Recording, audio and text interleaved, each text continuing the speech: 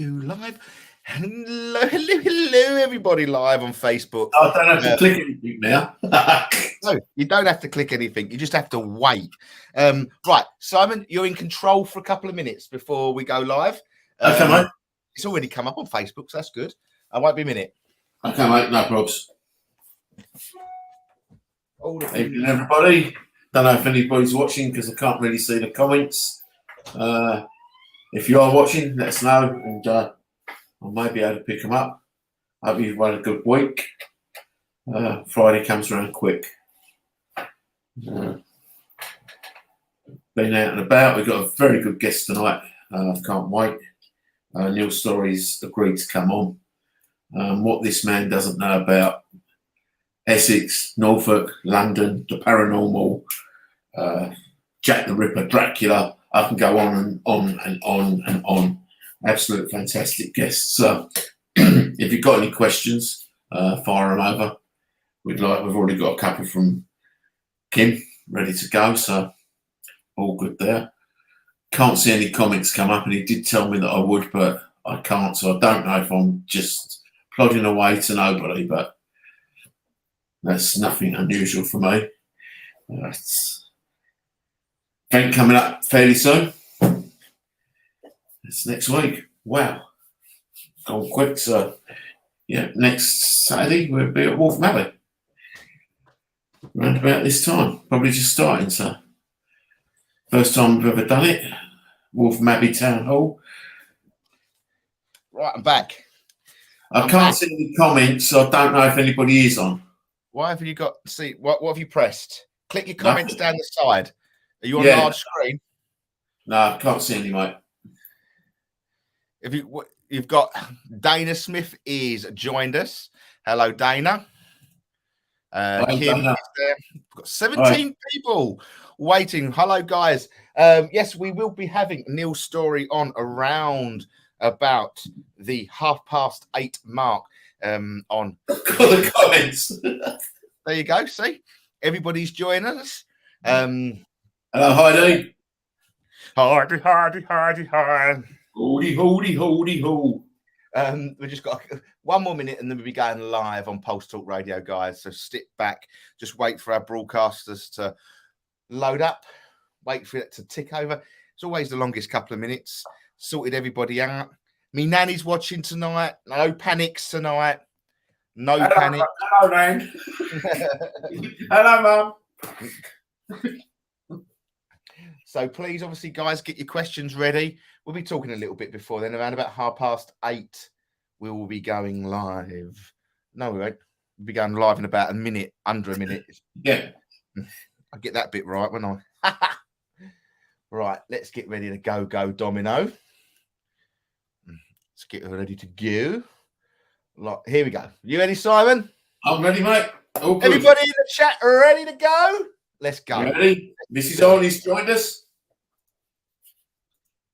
As a duly designated representative of the city, I order you to cease any and all supernatural activity and return forthwith to your place of origin or to the nearest convenient parallel dimension.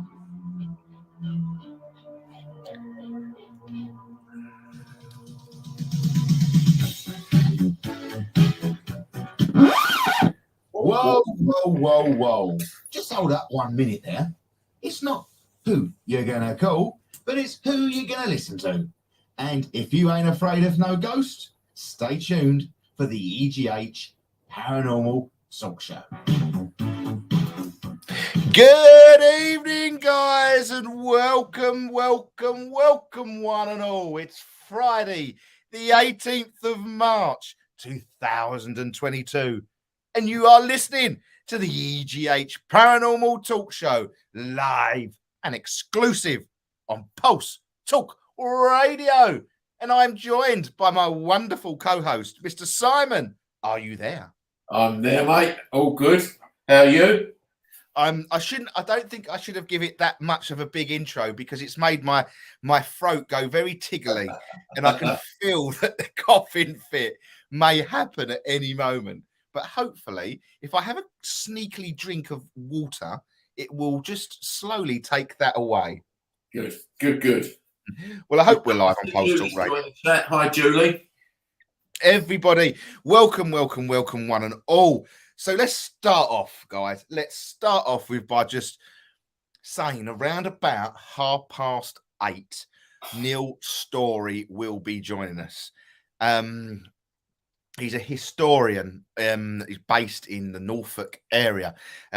He will be familiar to you guys if you've been joined us before when he was on talking about the expedition that is going to go on in Scotland later on in the year with Andrea Prawn and certain, celebrities over from the States and the ghost hunting side of things, and there'll be a big deal over in Scotland, a tour of Scotland. So he was on with these guys, and he was brilliant, wasn't he? They're lucky to have Neil on that tour, because what Neil doesn't know, well, unbelievable. He's got loads of books. Yeah, and he's probably the greatest historian with the greatest moustache ever. Yeah, I can't twist it as good as what Neil can. But I've been a long time twisting. So, guys, if you're going to be ready for that, Neil will be joining us around about 8:30. And how you get in contact with us, it's quite simple. You just head over to Facebook, or for the first time, I can't confirm this, okay? I can't confirm this because if I do start looking, I'll probably end up losing myself. But there is a good chance that the EGH Paranormal Talk Show is live streaming on our YouTube channel, the Essex Ghost Hunters YouTube channel as well. So if you are on that platform, please let us say hello. Please say hello, because the chat function on that will also come through to the studio as well. And I told you I'm going to have a coughing fit, so bear with me just a moment. As you all probably know, that my day of reckoning was today. I am now free from COVID jail. I have been stuck behind bars for the last, well, to be fair, it was this time last week that I did start to feel rough. But I never tested positive till Sunday, which is very odd. But I am all better, as you can hear. La la la la la la la. My voice that is will make you cough, wouldn't it? That's a stupid thing to do. What was it? It wasn't the cough that carried you off. It was the coughing they carried you off in. Yeah. But no, we should be simultaneously broadcasting on our Essex Ghost Hunters YouTube channel as well. So please, guys, if you want to check that out as well, if someone is kind enough to go over there and have a look, if you could let us know. But the easiest way to get in contact is both of them ways. Put your message to us on Facebook. We know people are watching. Dana Smith is watching. Our lovely producer Kim is watching. The lovely Jane Cook is watching. Wow. Stephanie Coulson is watching. Once again, always an avid listener to the EGH Paranormal Show and all of Pulse Talk Radio. The wonderful Heidi Hansen. Lorraine Smith is watching. Team member Mrs. Arnie Pottymouth is watching. What? Mrs. Arnie Pottymouth. Okay. Yeah. She's got a potty mouth at the moment, hasn't she? Has she? Yes, she has. She uses the words that we don't like often. Oh, yes. She's got a potty mouth. Alan Diprose is watching. The lovely Julie Ray is watching. And I think we are live on Facebook, Russ. We are live on Facebook. I know we're live on Facebook. No, on YouTube. Oh, well, that's great. Fantastic. I'm not going to press it because I'll leave myself 4 times then. Yeah, don't do that. And we've got the lovely Tove who is watching, and I believe that is the lovely Heidi's twin sister. So welcome to the show. Hi, Tove. Hi, Tove. Welcome to the show. Now, I want to draw you to this wonderful name, guys. David James, okay? And for anyone who listens to my last night's show as well, Journey Through the Unexplained, this guy and his wonderful wife own a little spiritual shop in South Ockenden. Once again, David, you're going to have to put the address for me in the chat so I can pop it on to the live chat for everybody to have a look. And I don't know which one I've hid. So he owns a shop called the Wizard's Caves. Please, obviously, it's on Facebook and Instagram.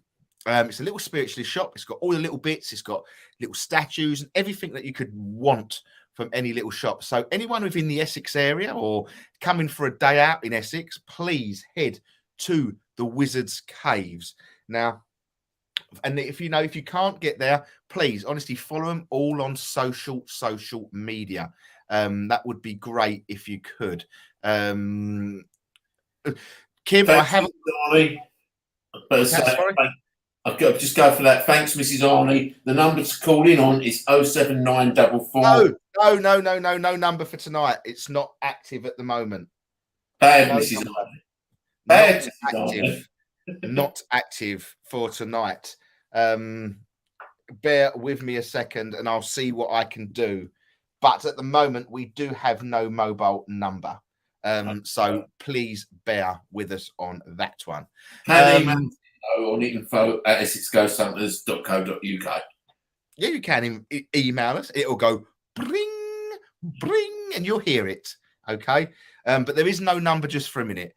But here we go. This is the Wizard's Cave, South Ockenden. It is RM15 6DT. Okay. So that would be the address for the Wizard's Caves for anybody who lives in the Essex area or surrounding areas. If you're on a day out in if you're a day out in Lakeside, it's not far from there. You know, they come from miles around to come to Lakeside. You know, if you've driven to Lakeside, an extra 5 minutes down the road, guys, it ain't gonna kill you.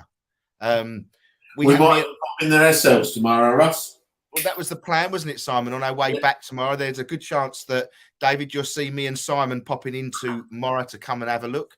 I shall bring my credit card with me because there'll be something that we all probably will walk away with. I've got an urge at the moment, Simon, to buy a new set of cards. And I don't know why. I do not know why. That's good. And I don't, I only really do. I do. I've got plenty of cards. But when you just sort of think, all readers, spiritual readers and everything like that, only really use one set of cards that you sort of get drawn to, don't you? You use it all the time. Yeah. And mine are my Magic Earth cards. Can't help it. That's exactly what I enjoy the most. I like my Magic Earth cards. I feel like I give really good readings with them. But I just fancied another set. No, not a set like yours, Jane. No, Jane. I am not having any Kama Sutra cards at all. That is something that I don't know. I've got a really random set of tarot cards, I know, but I draw the line at Kama Sutra cards, Jane. All right, I don't know how I would read them, but I'd go very red-faced and blush. But no, honestly, me and Simon, David are going to try and pop in tomorrow and see you. Okay, so we look forward to that as well. All right, so I appreciate that as well. Well, we didn't do a show last week because obviously my illness. Even though at the time I never tested positive, we have to call it COVID. But we was going to do a show based on our time in Wales, wasn't we? Yes. It was a fantastic time, wasn't it? So for the start of this 20 minutes, we might as well head back in time, and sort of reminisce of what happened, because I think it was an old show, to be honest. But if you're going to wrap it up and quickly, Well, if we leak over into another show, we can always touch back on this. But Yeah, of course we can. you know, Of course. it's you know, What else was just, I don't know, it's just fantastic, wasn't it? From the minute we got well, you say it was fantastic from the minute we got there. You know, the finding the cottage, I still put down to now that that wasn't an easy place to find. And that's not necessarily, you know, sat nav would have got us there, but it obviously takes us to what is set to its mind.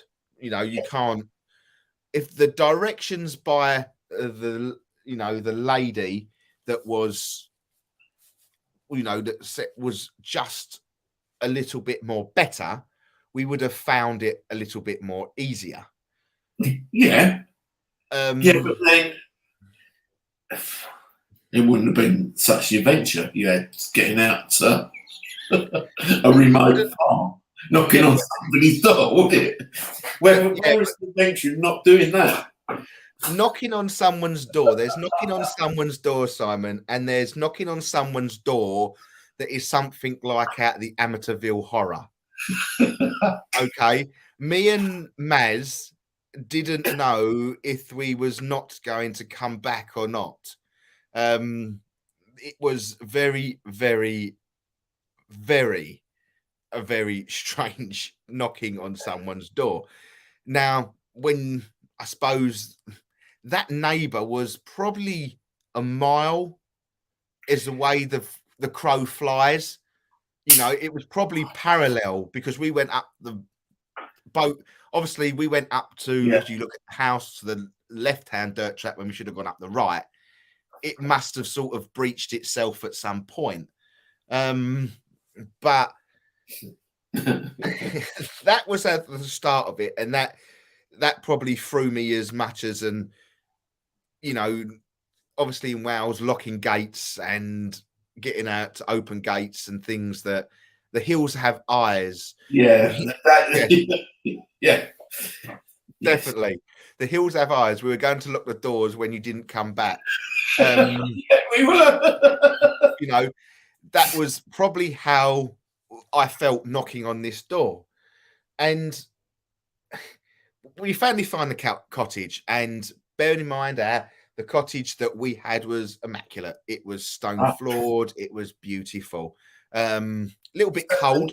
Was it 16th century or 17th century? I can't remember which now. 17th. Yeah, it was. Yeah. Yeah.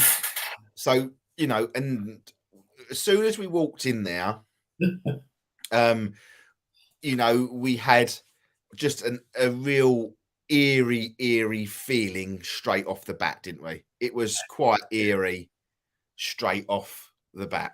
Yeah, it was. But evening Jackie Howes has joined us in the chat. So that sort of got us off. We made brilliant time. Yeah. We made fantastic time to that cottage. Yeah, we did. Know, but finding it took us an extra hour. Yeah. Great. But you know, you tell your story because yours is a little bit different to mine. What, the first night? Yeah. Well, I think the first night, I know, you know, we sort of got settled, didn't we? And time came where we thought, right, we'll go to bed. And I know Kim and Sandra had one room, Joe and Maz had another room. We were all, me, you and Henry, in one room. And I know Kim and Sandra had a bit of an experience in their room. But what I had, I did get to sleep. And I was woken up by the most huge figure that I've ever seen. It didn't actually worry me because I was safe in my area. That's what I was being told. But it seemed to be looking over you and Henry, where you two were sleeping. Yeah. And that happened all night. So I hardly slept the first night. Then when I eventually got off, it was time to get up. And I know the girls had a bad time in their room that first night. I couldn't really work it out until we went out, and that's when I think the outbuilding said it all to me. Yeah. It was the outbuilding. It's a bit of a weird outbuilding, wasn't it? Yes, it was. It was. And when you saw where that cottage was, it was literally, it was in the middle of nowhere. And the weekend just went on and on like that. I did sleep well the next night because I just wouldn't have it. And then I think the last night I had a bad night, but then that was because what I think happened with a dough on, you know, what come out of it. But as I say, I think that's going to be a long, long sort of story to ours. Well, let's just say I have this week. We had the first radio show. You heard the EGH Paranormal show from Yes, yeah, we got that in. I don't quite know how that happened. And that's totally honest with you guys. I have no recollection of how that has happened because we couldn't get signal for love nor money. We tried it again, obviously, on the Sunday evening, and we had so many technical issues. It was unbelievable. We just could not keep the camera from going. We just couldn't do anything. Yeah, it held 2 hours on Friday. Say it was crazy. It was absolutely crazy.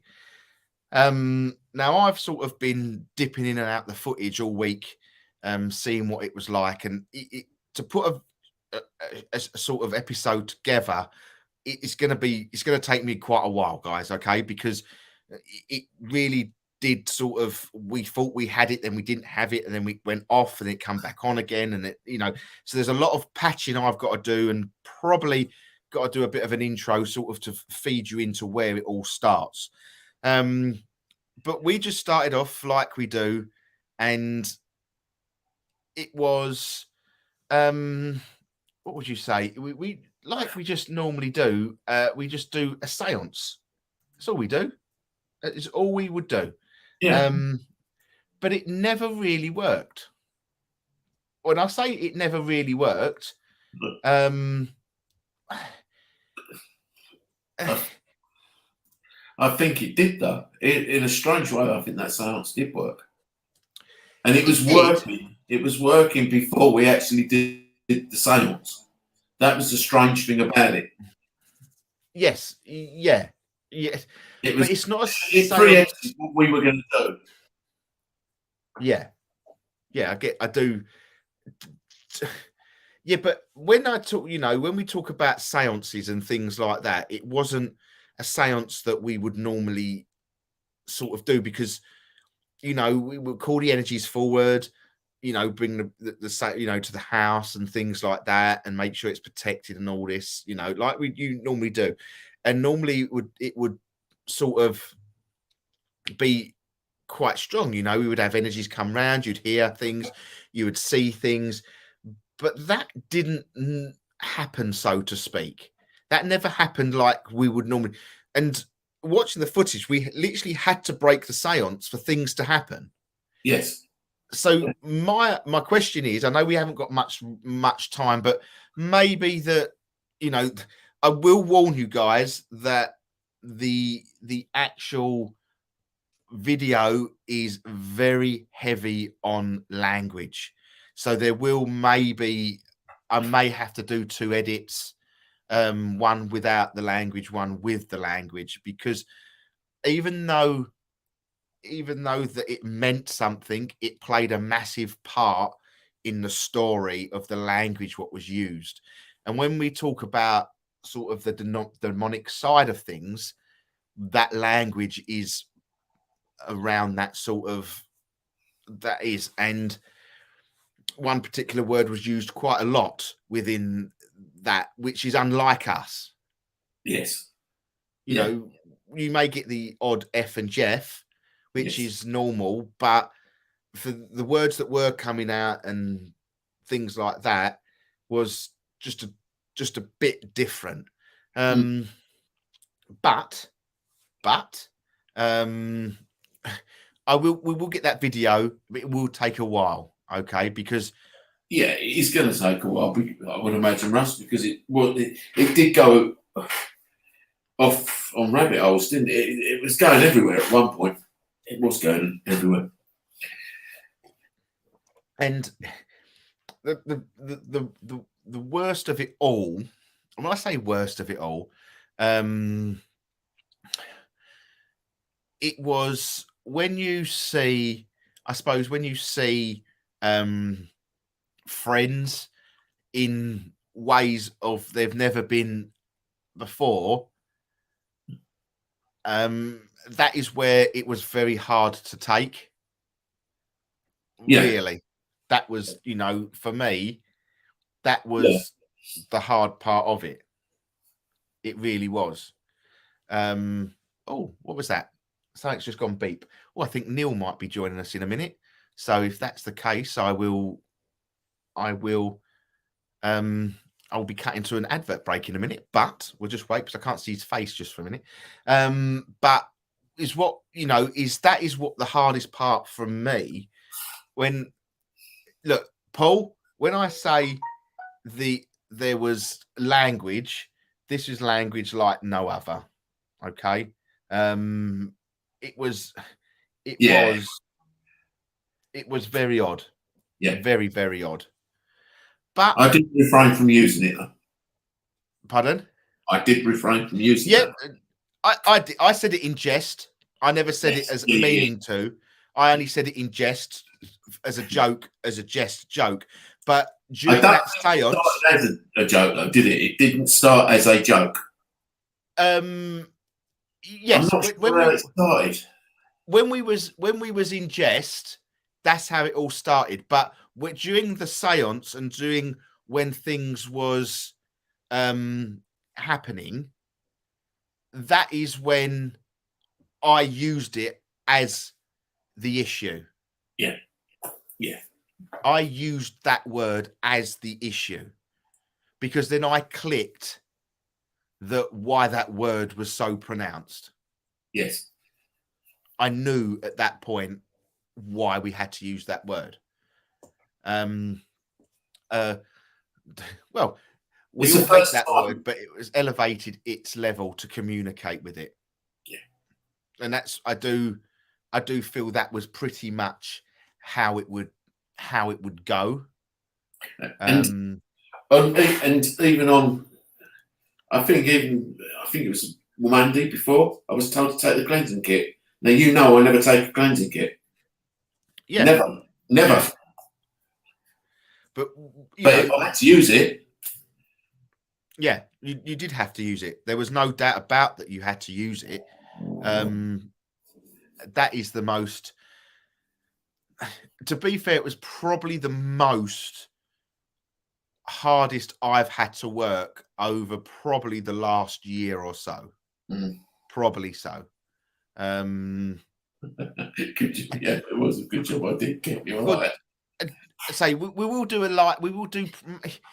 maybe a live, maybe a live talk along, because obviously we can now broadcast this system that is new to us. There might be a chance that we can do something where we can watch it as a live along with our listeners, our guests, and everything like that. There might be something we can do, because there's going to be a lot of explaining, because even from when we went to the antiques fair, not even in the antiques fair, it was a village. It was a village fair the day before, wasn't it? It wasn't even the antiques fair, because we never got to the antiques fair because it was too busy. But the day before, we went into the village hall with a couple of craft stalls. Yeah. And in the back corner, there was this little arts and crafts lady, and I bought a dagger.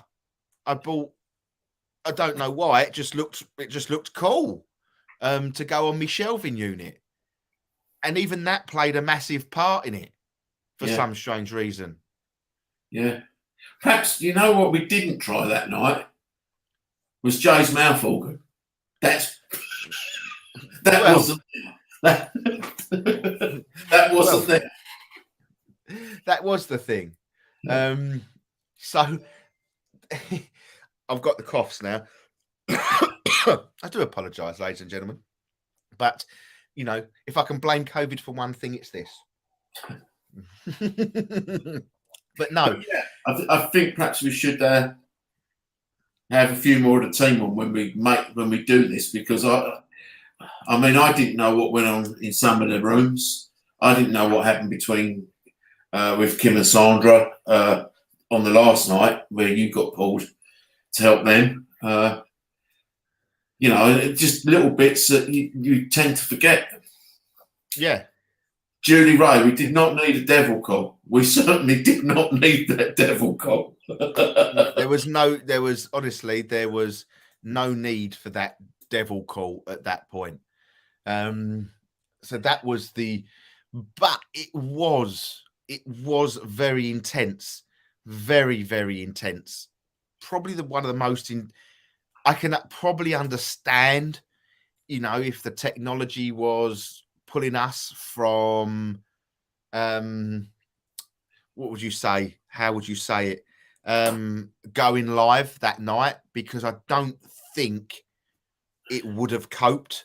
I don't know if we would have coped, because I think it would have just been a free for all of what you guys, because at one point poor old Kim picked up the camera and we had to chase Sandra and Maz. Yes, we did. You know, we had you know, it was the footage is going to feel like the Blair Witch Project at some point. Yeah. It really will. Act 1 and Act 2, remember? Yeah, exactly. Yeah. You know, so there was a hell of a lot. There was a hell of a lot going on. Me and you will forget, so we you know, would probably be a good idea to have if we could get all the same on there, would be fantastic. Yeah. Yeah. And that would, you know, once we do this, you know, we'll try and do something.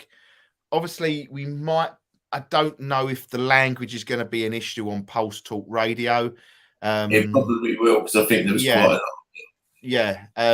So we might be able to do something, but you know, I'll speak to Carl, even if it's sort of on a Saturday late at night. It might be a later version of the show that we can push to after hours or something like that. But we'll try and figure out something along the lines. If not, we'll link it into our YouTube channel and things like that. I did see Neil pop up on the screen below, and now he's disappeared. So I don't quite know where he's gone. But we'll just keep panning. But we've got more, you know, stories and stories. Yeah, because I mean, there was quite a lot of, you know, there was good spiritual work being done, especially on the first day when we went in, and the story by the train line, that was a good story. The antique bit was a great bit as well. Jay's Winnie the Pooh picture. Yeah, that is something. Yeah, that'd be. We haven't asked him about that though, have we? No, we haven't. You know, he's probably made his millions and done a runner. That's why we ain't heard from him all week. That's probably what it's all about. Yeah. Right, I can see on yacht. Man on yacht in the Bahamas. We are just waiting for Neil to join us. I do believe he has entered.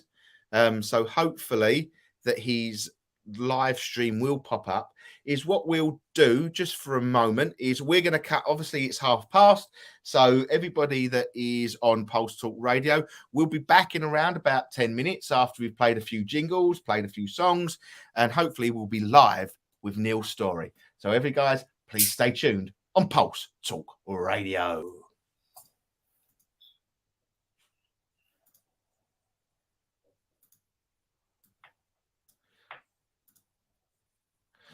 We're just waiting for Neil, everybody on Facebook, to join us. Hopefully, are you there, Neil?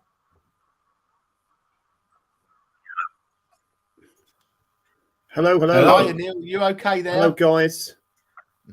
Hello, I'm here. We can't see you. That's the only problem. We can hear you, but we can't see you. I'm here. Yeah? If you can hear me. We can you hear us? I'm here. We can hear you, Neil. I know. I don't think the camera's working very well. Okay, I'm sorry. I don't think the that's camera's no problem. connecting on StreamYard. You can hear Yes, us. I That's can no hear you. problem. We'll go with it. If the camera kicks I'm in, happy to do the show if you can do it without pictures. Yeah, that's I'm absolutely sorry about fine. that. Yeah, that's We're all right. That's fine, Neil.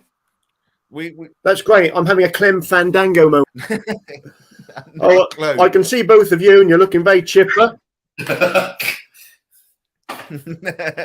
We can't see you twist your moustache though, Neil. That's the horrible thing. It's good to see you. How you How been you anyway, keeping? Neil? All good, thank you.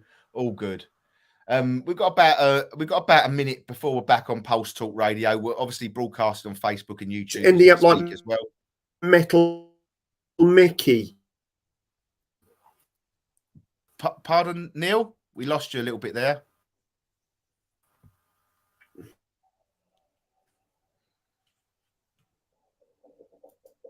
Having a little bit of technical trouble here, guys, at the moment with Neil. I know. It's so goddamn frustrating. It really is.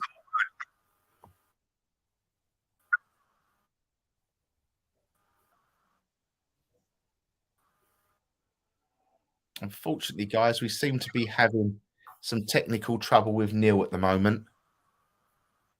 We can't seem to hear him. We're trying. Neil, do you want to try and leave and come back again? If you can hear us.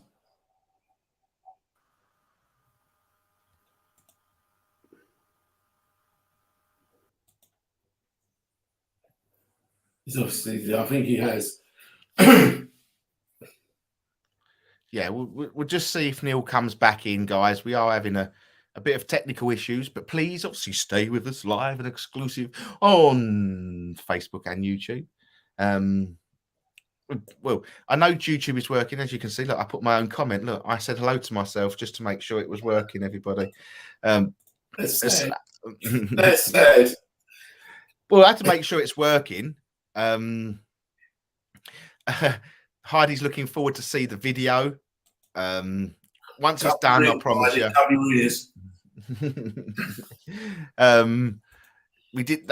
Simon did blow the death whistle.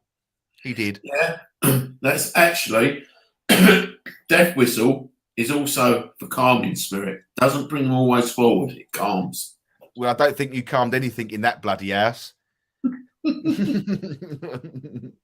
don't think there was any calming. I really don't. We are just waiting to see if Neil can rejoin us. So that would be, hopefully, he gets it sorted out and can rejoin us. I know Kim is probably in communication with him at the moment. But if not, we'll come back and we can just pan until. And look, Kim is now watching on YouTube and waving as well. Woo! It's definitely working. Yeah, good. It's definitely working. But no, guys, hopefully we can be joined by Neil if we can get the technology to work. He got in last time, didn't he? Yeah, he did get in last time. Yeah. Let's have another go. Are you there, Neil? I'm in the show. Can hear Hello. You. We can hear you. Brilliant. I can see you. I'm so sorry. It's living out in the sticks and the wilds, and sometimes communication is not quite what it should be. I'm sorry, guys. That's fine. That's all right. You long as we can hear you. Our lovely viewers won't be able to see you, but they can hear you, Neil, and that's the main thing. That is the main thing. We just want to hear you. We just want to hear your voice. That's all it is, Neil. Yeah. God bless you, gentlemen. Yeah. Hello to all I'm gonna listeners. miss- Hello, everybody. Yeah, we're missing. Yeah, I'm missing the twisting of the beard, the moustache, Neil. I The am moose missing that. I can't grow a beard, so I make up with it, I hope, with a decent moustache.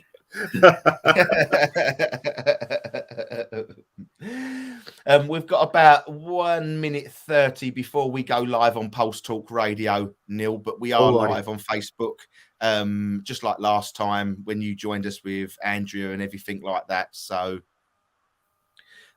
you'll probably be able to see the comments. Can you see the comments? People saying hello to you? Yeah, I've got. Thank you for joining us. I've got author Heidi Elizabeth Hansen. Hello, Neil. Hello, Heidi. So they're wonderful. Heidi comes all the way from Denmark. She listens every week from all the way from Denmark. So she's some of my favourite films in the 1980s came all the way from Denmark too. What films were they? I can't remember now. It's so long ago, but I think they had there was something to do with art.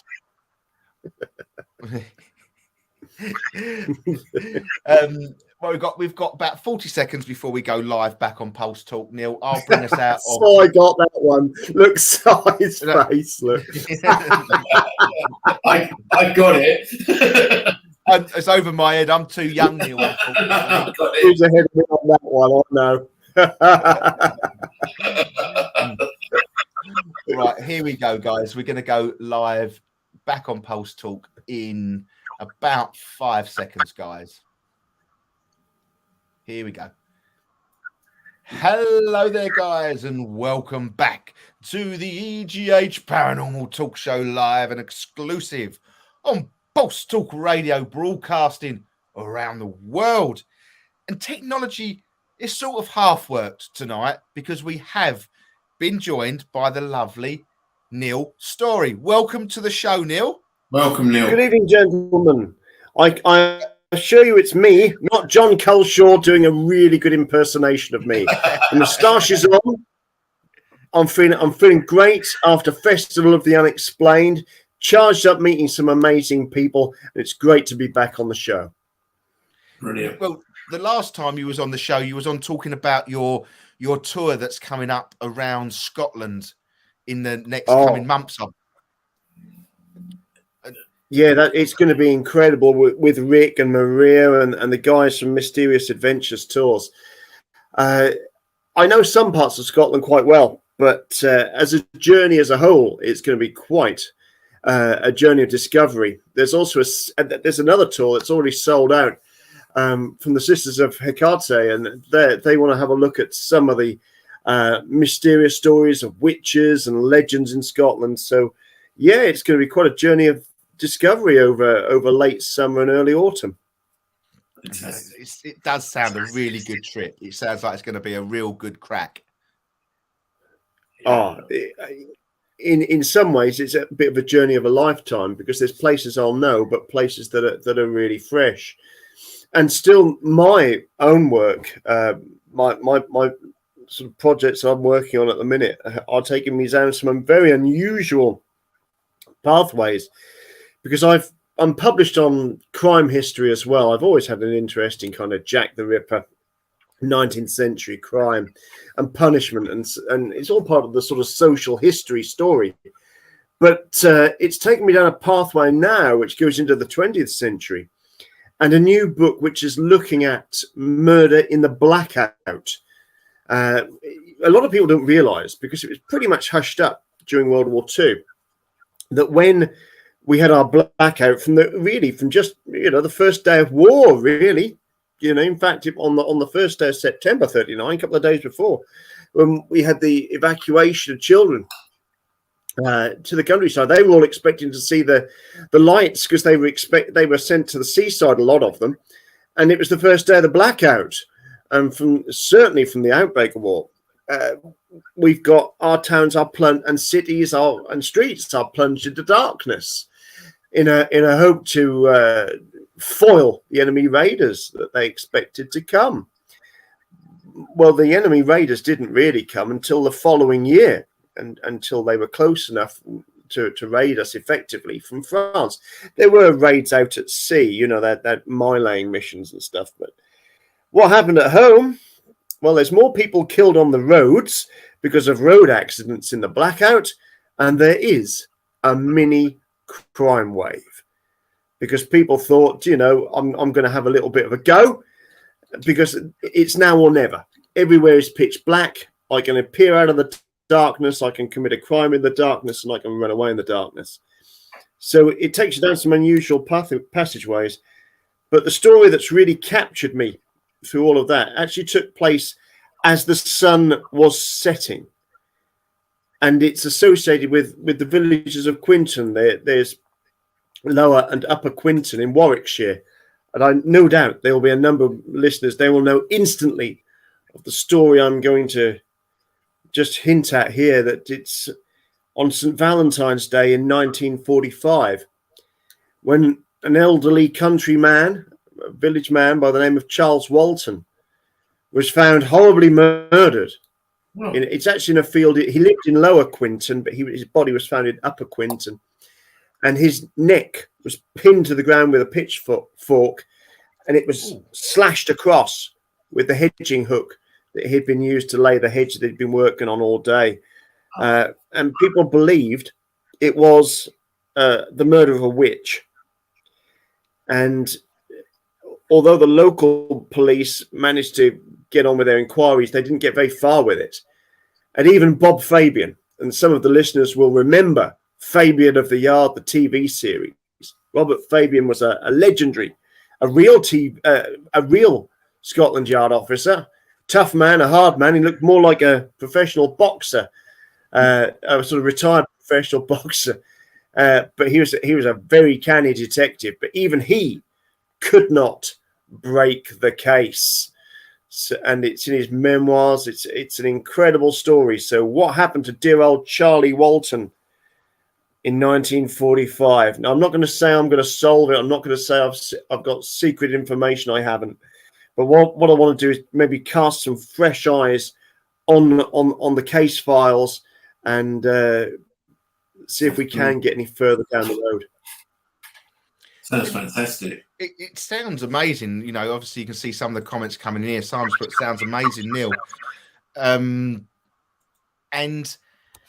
how did you get into this? How did your mind get into this as a child, Neil? How, you know, you know, this is something that I would love to be able to do, but I just don't think my mind is capable of it. Well, here's a funny thing. I lost a very dear friend of mine, Andrew Selwyn Crome, that somebody might know. Some of the folks might know him from the ghost world and the world of Gothic horror and the love of Hammer that he had and expressed on shows and writings. And he was a lovely man, and we used to love watching in our, you know, we kind of met each other in our 30s, and we loved watching wobbly Hammer films and doing a bit of ghost hunting together. And he was a wonderful man, and we often used to talk about where did all this begin for us. And I think when you really think about it, if you are a child of the 1970s, I was born in 1972, we are the last generation of kids to be frightened by TV shows. I can assure you. Now, we're not talking about shock and horror films and films like Saw. What I'm talking about are, and I'll give you this as a for instance. I was born in 72. That's the year that Dracula, AD 1972, Hammer classic, came out. And yeah, there's bits of it that look very, very dated now, but it's set in London, and it's the London of my childhood. But when I was sort of in my, I don't know, I'd been about 7, 8 years old, they started showing the Hammers on TV. And we were the kids that didn't sit there on the sofa and watch them. We were allowed to stay up at 10 o'clock, but our parents knew full well we would not be able to get through the whole film. Oh, no, because I was the kid that was behind the couch on Doctor Who. So, you know, it's kind of peeking round the couch, behind the cushion. I used to use the sitting room door, right? And when it got too much, I'm gone. I'm gone to bed. That's it. I mean, when I was a little kid, 6, 7 years old, you know, you could walk to school in those days quite freely. You know, a bunch of us walk past the cinema, and at the cinema there'd be posters for the Hammer films as they came out. There'd be Carry On films as well put up there, and I couldn't go and see them. I couldn't go and see a Hammer film because it was X-rated. Yeah. But what I could do is I could go to my local newsagents and I could buy some of those Tops Shocking Laughs bubblegum cards, which have got full colour stills from films like Satanic Rites of Dracula, Dracula AD 1972, blood all over the place, fangs, bloodshot eyes, stakes through hearts, the whole lot. And they frightened the devil out of me. And I'll put that mildly because we are on live TV, live radio. I was really scared. I was so scared. I had to give those cards to my mum. And I said, please don't even put them in the bin because I don't want to see them again. So all these years later, I've kind of revisited a lot of this stuff. And I've actually bought some of those Tops cards. I'm doing a biography of Bram Stoker for it's the 125th anniversary of the publication of Dracula this year. And I'm working on this forward where I've talked to lots of different people from my generation that there's something of interest in the Hammer or horror world.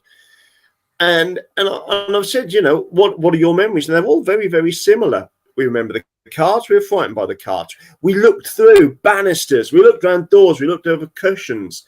But in later life, we've come to reclaim Hammer as our own. Yes, we can conquer it. We can sit up at night and watch Dracula and Dr. Terror's House of Horrors and Amicus and Tygon and Tyburn films. We can do it now, but it's like the forbidden fruit. But if you, and I've got a little granddaughter now, she's 10. I've got another one that's 1 that this would sail way over, but we've got friends, they've got kids 8, 9, 10 years old. And with their permission, I've shown them some of the Shocking Laughs cards, which have got scenes from Satanic Rites of Dracula, Dracula AD 72, all that stuff. And we had a little bit of trepidation doing that, but we thought, no, the kids are great. And the kids just, it was nothing to them. It was absolutely nothing when they looked at the pictures. They just looked, they didn't even think it looked like a man in old-fashioned clothes. It just looked like a funny man to these kids. It's you think what they're exposed to now, what they can see online, the way things are. So, ladies and gentlemen, if you are born and raised in the 1970s, early 80s, we are truly the children of Dracula, the last kids to be frightened with TV shows. And that's where it all began for me. Wow. You've got the best storytelling voice in the world, Neil. You know that, don't you? I just don't want to ask any more questions. Can you just talk for the next hour, please? And just don't because you have this, and I think that's also part of, it feels like that plays a part of what gets you interested in that. If something, ticks your boxes, Neil, you sort of go full bore into it. Mm. Oh, you're absolutely right. And I've always loved telling stories. I mean, my surname's Storey. And I grew up, at a time when kids were not always the kindest at school. So I didn't have a dad. So instantly clearly I can't play football. And to be honest with you, I wasn't very good at football. But woe betide those lads when I got to high school and I discovered rugby. And all these skinny little football playing lads started pinging off big old Neil Storey's shoulders when he's going between the posts. You know what I mean? So that was great. And I played for my school, I played for my town, and I played a couple of matches for my county. So I was good on rugby, maybe not so good on footy. But kids could be a bit unkind. So how do you get around that? Well, I didn't want to become the class clown because I wasn't that funny. There were funnier guys than me. But I could tell a story, and some people thought it was a bit weird, but I never cared. I loved ghosts, I loved legends, and I've always loved kind of sharing and maybe getting a little chill down the spine, a little bit of a jump. I've always loved doing that. It's been a great journey of discovery, and I got to talk to some incredible people that could remember the countryside of the past, that they could remember horse-drawn farm implements. Because remember, although we had, you know, tractors and stuff from around about the time of World War One, tractors were not commonly used on loads and loads of farms until after World War Two, really. That's when most of them got their first tractor to get production up. So there was still quite a lot of folklore around in those days. Everywhere seemed to have a ghost story. And when there were a bunch of kids, us kids getting about in the Norfolk countryside, there were still plenty of old houses that had now been done up and would sell for a fortune, that were empty and derelict and filled with cobwebs and bits and pieces, that just invited a story. We still knew haunted houses. They're now holiday lets, quite expensive ones too. We've probably been here. Well, you're not based too far from us, Neil. I say we're based in Essex.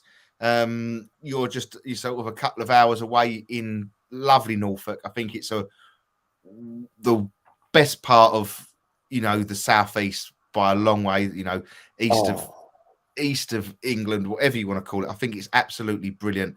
Me and Simon have been lucky enough to do a couple of investigations on the Norfolk Broads. Yeah. Oh, lovely. And it's do you remember which broads you investigated? Which ones were you on? The old ruins, church ruins, Neil. St. Bennett's Abbey. That's it, yeah. And we also did something, I can't remember the name of that one. South Walsham.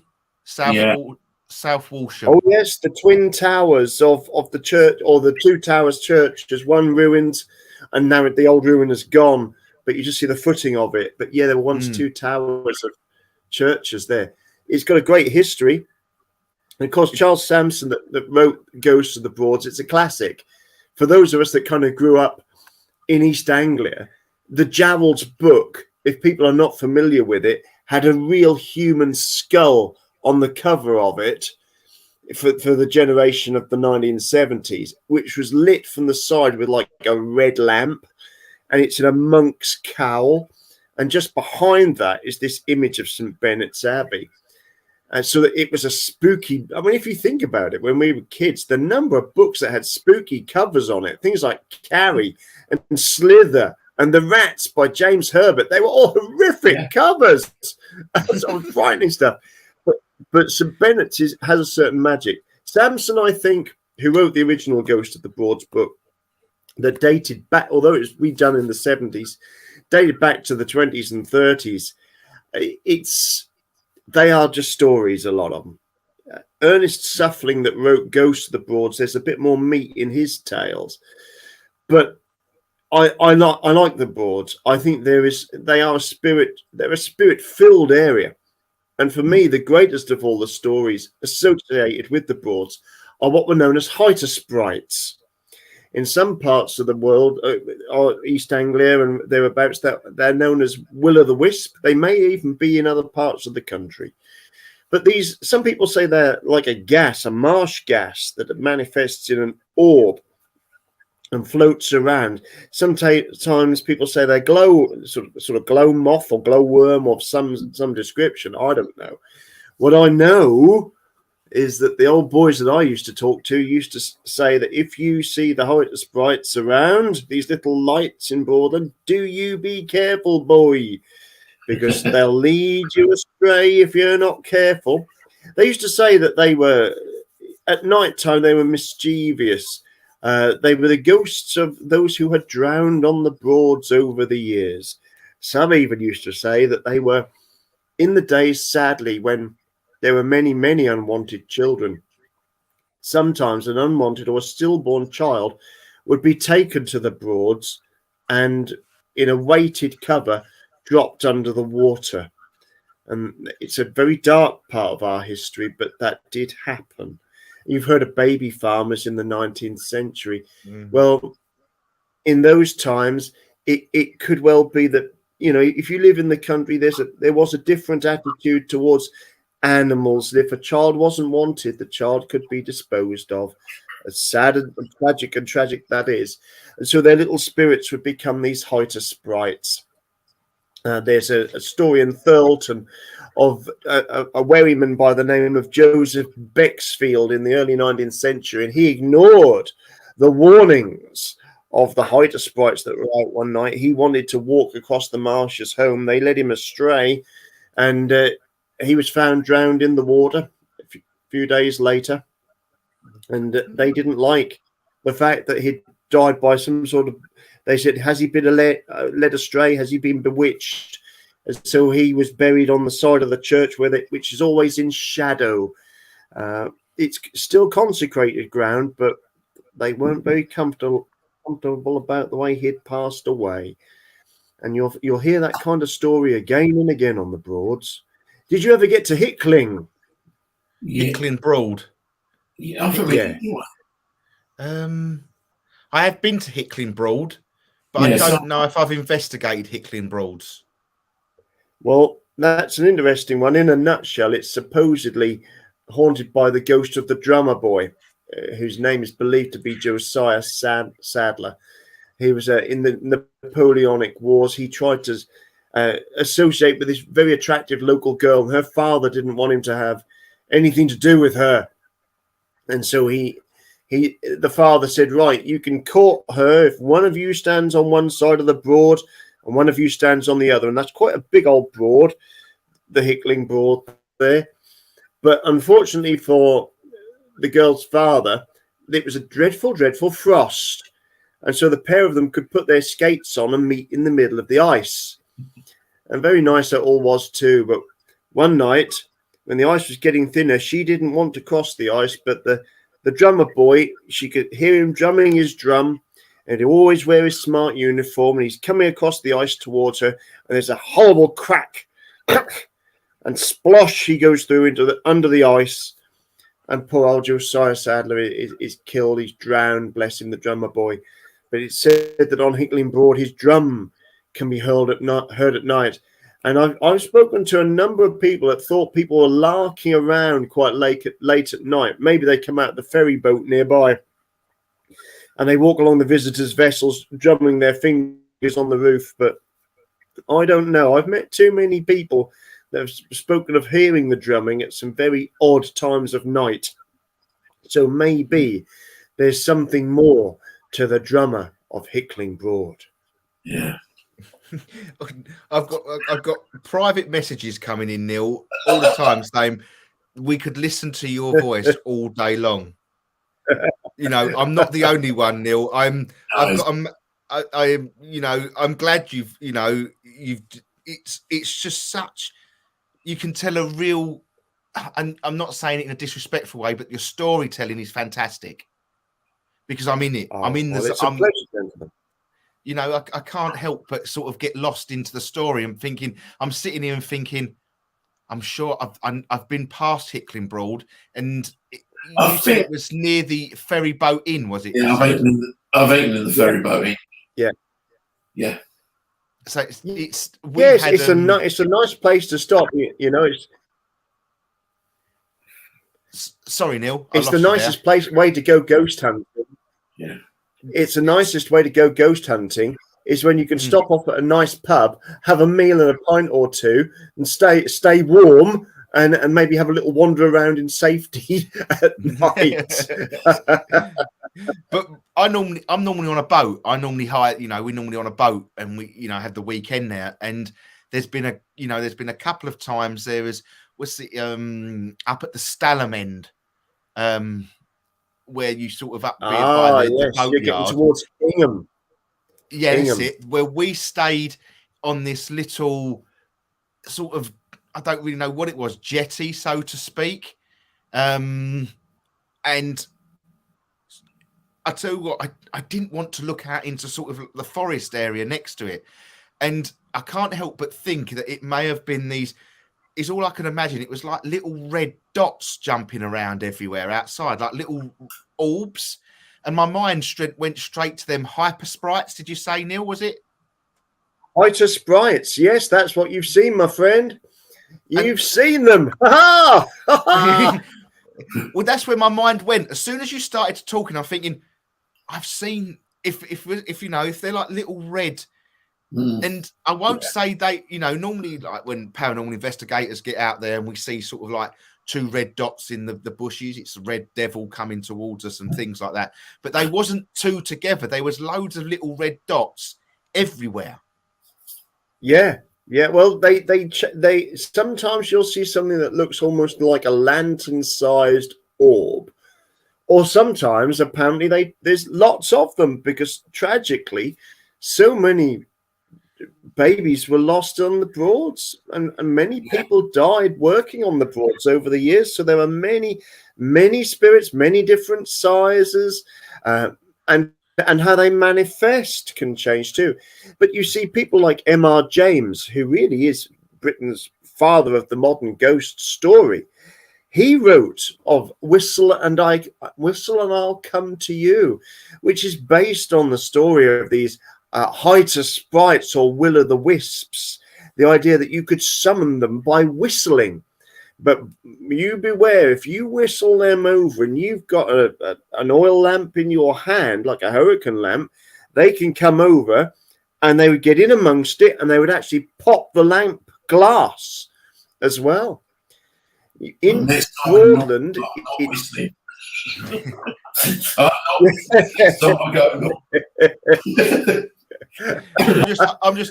I'm just hoping team member Jay isn't listening, because if you tell him not to do something, Neil, he's going to go out and get an oil lamp and he'll be whistling all night long.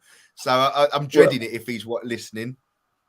All I can say is if you're going to do it, be safe. If you want to sit in a field and whistle and see if you can charm it over, that's up to you.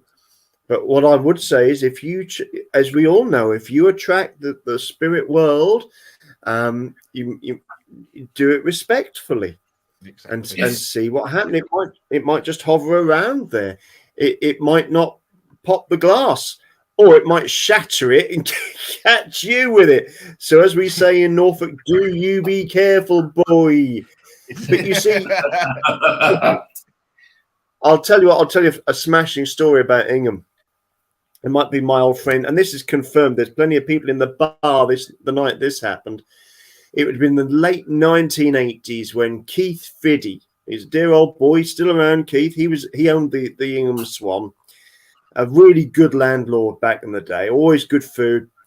And I was in there one night. It was getting late. Wasn't far. I should think that would be getting on towards 11 o'clock at night. And this fella comes in, and he was clearly shaken. Now, in the 1980s, boys and girls, this is before the days of an awful lot of mobile phones. In fact, I think the only time I saw a mobile phone was on the Avengers. You know, this is a Buck Rogers world where you could talk to people on the screen. So it was a time where if you needed to use a telephone, there were telephone boxes, and you might, if you're in a real spot, have to knock on somebody's door and use a landline telephone. That's how tricky it could be. We're in the pub. This guy comes in and he wants to use the telephone. He was asking, "Have you got a public phone? Can I use a phone, please?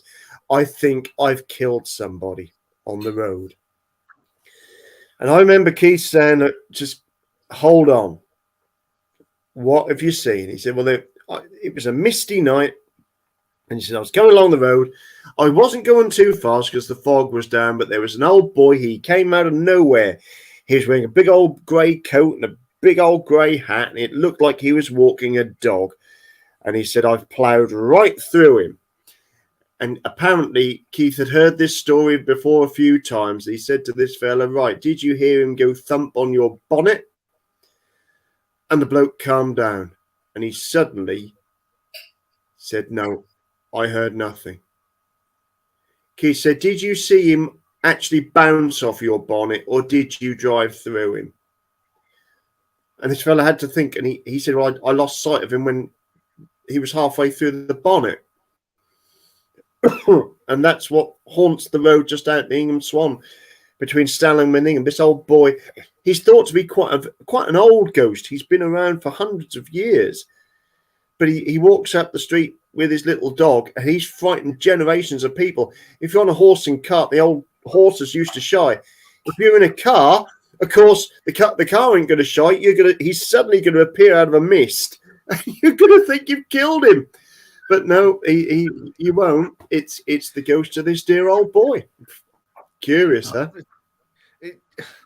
I thought we'd be down to England, so. Yeah. There's a part of me that is wanting to do a team event on the Norfolk Broads. I've always wanted to hire the boat for a weekend, maybe a week, whatever we can do, and just go around because there is so many little places you can stop on the Broads. There's so many feelings that you can get as a paranormal team, Neil. You get on the Broads. It is, as you said earlier on, it's a very atmospheric, spiritual place. Well, do you know what, Russ and Si? Here's the deal, gentlemen, and all of your gang. If there is a place for Neil Storey on that boat, I'll join you. Brilliant. Yeah, this sounds like a plan. And we will share the Broads and maybe make a bit of a show out of it if we can't, because it's not always very easy to broadcast from there. We've tried that in the past, but if you want to do some recordings, we can make a show together, and let's do it. Let's do it sometime. It'll be a pleasure. Let's make it happen. I think I say it's always nice when we, people like yourself that have the knowledge within the area, because someone like we've got mediums within team, and I promise you, Neil, they don't look at any history before we go, and it'd be nice to have someone like yourself there. And if one of our guys said, look, I'm getting a name so and so, this is how I'm feeling, it almost feels like you could probably back this up with, if they give us a right name and that, quite instantaneously. Sometimes, yes. And often, we just make a note of the names and we start digging in the local press. So much of it is online, and it's nice to just record the names that come through on the night and research it a little bit later. But sometimes, the names are there already. If you had a Joseph, you had a Bexfield, oh my God, that would be a little, yes. That might be second pair of underpants night, that one, if you got him coming through.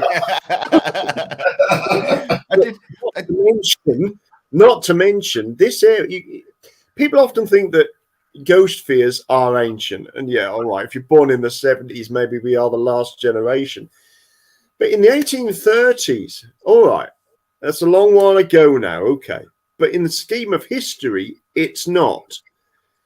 As before the world and before East Anglia gets a whole load of a train network, before proper roads, these are very rural communities that still have quite a strong belief in witchcraft, in legend. You got to remember, we didn't have a health service until 1947. Who are you going to use for medicine? Most folks, you might be able to afford a local doctor. You had to pay for that.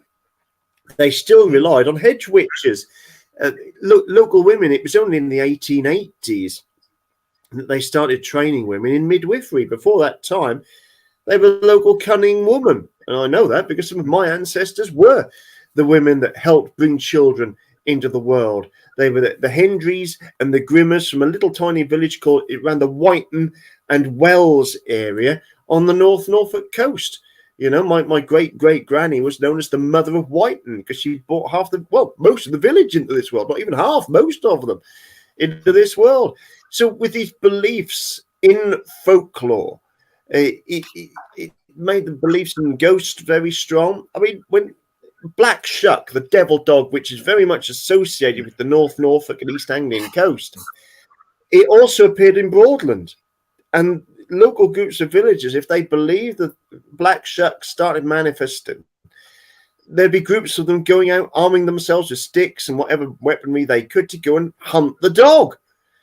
And there were wonderful accounts where these villagers record they don't think any of their village men folk are going to come back. And it wasn't a joke. That's how strong the belief in folklore was at that time.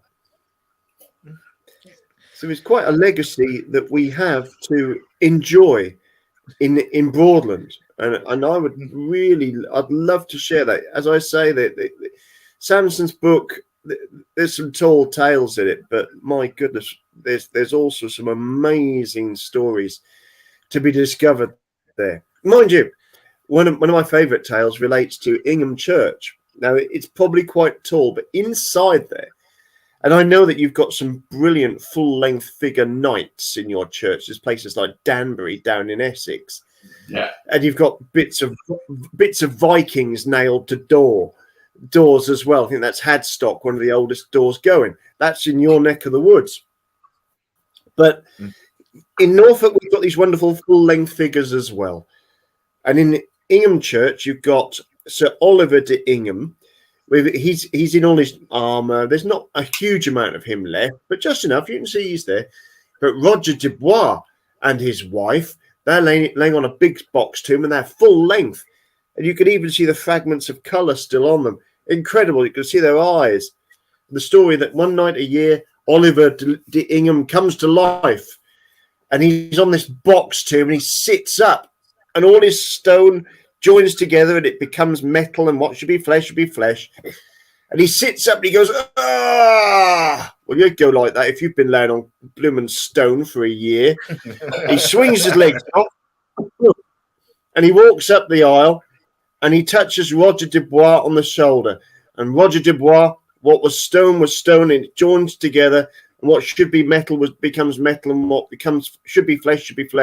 And he too, swings off his box tomb. And the two of them, they walk down the aisle together, down to the misty Stalham Dyke. And there they fight a Saracen who rises out of the marshes. And only when they've slain the Saracen once more can they return to Ingham Church, back to their box tombs, to rest well for another year in stony slumber. And I did resist the natural jokes on Stalham Dykes there, ladies and gentlemen. Well, you can get in trouble from that one. It's your neck of the woods, Neil. We won't get in trouble. We're Essex. We're not going to go down that route. We don't want no Essex and Norfolk wars on that one, Neil. We'll let you have that one. Definitely not. Definitely not. We are East Anglians, and we're proud of it. In fact, we are ladies and gentlemen of the Far East, and I rather like that. We are our own people, our own. In fact, we are now becoming ethnic identities, us people of the East. We have our own language, music, and culture, and our own identities. We should never forget that. That's part of us, our stories. Exactly. It is. Everyone's got a culture and a bit of everything in them, haven't they? Really, we've all got a part of the history somewhere along the line, and we should be proud of that. We should be proud of that. We really should. I think so. And your accents and who you are and where you're from. And I've got enormous affection, not just for Norfolk, but for Suffolk and Essex too. We are East Anglians. It's our way, and we can only survive if we stick together, you know. Neil, is a question I want to throw to you. And it's just sort of come out of, we're talking about all these ghost stories and everything. I'm just going to hit you with the question: do you believe in ghosts? Yes, 100%. And have you seen them? And I've grown up with ghost stories all of my life, with family that they were country folk. My family, they're farming folk, people that have lived in the countryside in places like Worcester and around the North Walsham area in Norfolk for generations. That's the stories. And we had the Griffins that were on the west of the county. And as I say, the Griffin family, the Grimmers and the Hendrys, that's Docking and Whiten and Wells and up towards North End Kings Lynn. They were all around that way. And they were particularly gifted with what they call the sight. So table rapping, table turning, seance, whatever you want to call it. Granny Grimmer was very much on that scene in her day. It brought a lot of comfort to people if they were worried during the First World War about their, family members. Are they alive? Are they dead? And it came down the line that in our family, she would never say if she saw them dead. She would always say, "I can't see anything at all." But if she knew that they were all right, if the message came through, she'd be able to reassure them they're all right. It brought a lot of comfort, and there was no real money going on for it. You know, you go and scry your fortune. There'd be a bit of barter. If you could get some pheasants, some rabbit, you know, or a drink or two, or just because you cared. That's the way communities were there. People just looking after each other and being kind, particularly in times of war. So there was always these stories around me. I had wonderful relatives that could tell ghostly stories, some that were quite frightening, some that were quite funny, and some that would make me jump. But I never had nightmares when I was a kid. I mean, I don't know whether I've ever told you about one of my first ever ghost investigations. It was when I was at college in Great Yarmouth, and there was a small group of us, and we started quite an informal ghost club. We were all in our teenage years, but it was a good excuse to get into historic buildings. Late at night, legitimately, we had our compact video camera, you might imagine, in the late 1980s. It was so big, it had to take into various parts, and different people carry it, and you had to put this brick in the side of it called a VHS cassette. These things were quite a joy weight-wise on camera, and then we had like an electronic thermometer. There's no, if you wanted to do an EVP, you had to use a dictaphone. You know, it was there. If you want to record something, you had to use a Sanyo cassette recorder with big chunky keys on it. You got to press play and record at the same time, and the number of times you forget to press both, or it doesn't work properly. But in those days, you see, sometimes you get involved with ghosts, they'll drain all your batteries. Hey, we were winners. We had to plug all our stuff straight into the electricity power supplies. Yeah, winners got leaves all over the place. We're mega trip hazards, but hey, we were hunting ghosts. And when I was at college, it was Great Yarmouth FE, which was on South Town Road. And there was girls that they were studying for hairdressing and beauty. There was mechanics, and there was arts and literature and science upstairs. And you'd share the library, you'd share the refectory. And one of these very attractive girls came over. All, you know, when they're doing beauty and therapy, and they really looked amazing. And this girl comes over, she says, you're part of that ghost club, aren't you? And I thought, oh, God, no, someone's going to take the rip, you know. She said, no. She said, our house is haunted. The house that they were renting, where they stayed in Great Yarmouth, little terraced house. And I said, oh, are you serious? She said, yes, it manifests. If you know what a terraced house is, a lot of folks will have friends in them. Maybe it was your starter home for a lot of us. They knock them through, where you used to have a parlour out the back and a sitting room out the front, knock the middle wall through. So then you have a nice big area. But these girls were watching TV, and where the old parlour was at the back, that was now opened up, something passed behind them at night. It would look like something walked straight across the room. Now, that's not going to make you very comfortable, is it? No. Then at night, if the girls were in bed, sometimes you put the light out, and can you imagine that in the darkness, in the corner of the room, just standing there, not doing anything spooky other than just blooming well standing there, is a black shape that's darker than darkness. Now, that's not night. It's just standing there looking at you. Put the light on, and that kind of lingers a little bit longer there. It's only milliseconds, but just longer that there's something there. Well, we went along, and these two girls, they really were quite frightened.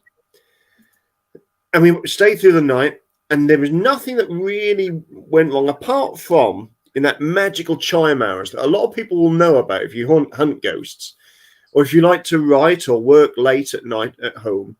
It's funny, chime hours between, say, 12 and 3 in the morning, sometimes you get a burst of heat. Now, that's a strange thing. You haven't turned the heating up, but you'll get a burst of heat. That's odd. But more often than not, you'll get it, the heat, the temperature absolutely sinks. It goes very, very cold. And it was about 1 o'clock in the morning, and everything just cut out. And thank goodness we had a mercury thermometer as well, flicked on the torch. And whereas the electronic one had cut out, the digital display was just sort of setting itself up again, the mercury had sunk down. It was one of those ones, you normally hang it outside for the weather, Yeah. The mercury had sunk down in it several degrees. And it was incredible to see that gradually ease back up again. So, but that was our night. And we thought, well, is that it? The video had to reset. Everything cut out in our area, but that was odd because in the back of the house on the ground floor where the kitchen was, the fridge had never stopped chilling. There was no cut out of the electricity there. It was just in our area. Wow. In that front room, parlour area. And there was no, no one's touching the electricity box.